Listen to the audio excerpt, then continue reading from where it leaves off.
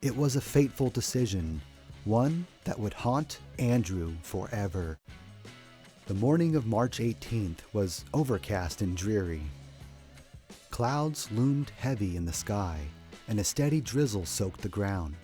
As they drove toward the cave's entrance, the sound of water became unmistakable, a constant roar that grew louder with every step. When they finally reached the opening, the sight and sound of the waterfall pouring into the pit were overwhelming.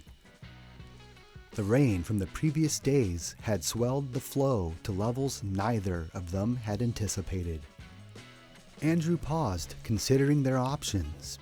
Attila, standing by their gear, looked eager and ready to begin.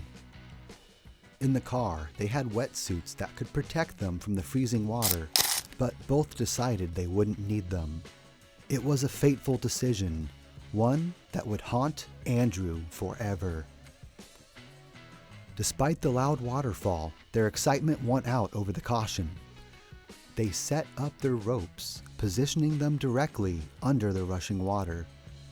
They knew they would get wet, but underestimated just how cold and powerful the water would be.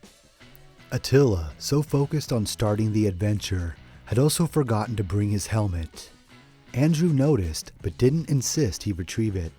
Another mistake in what would become a series of critical errors. Andrew volunteered to descend first. Clipping onto the rope, he leaned back over the edge and began his slow journey down into the cave. The moment he entered the waterfall's path, icy water crouched down on him, drenching him completely. It was far worse than he had imagined. His clothing offered little protection, and the cold seeped into his body almost immediately. By the time he reached the bottom, he was shaking uncontrollably.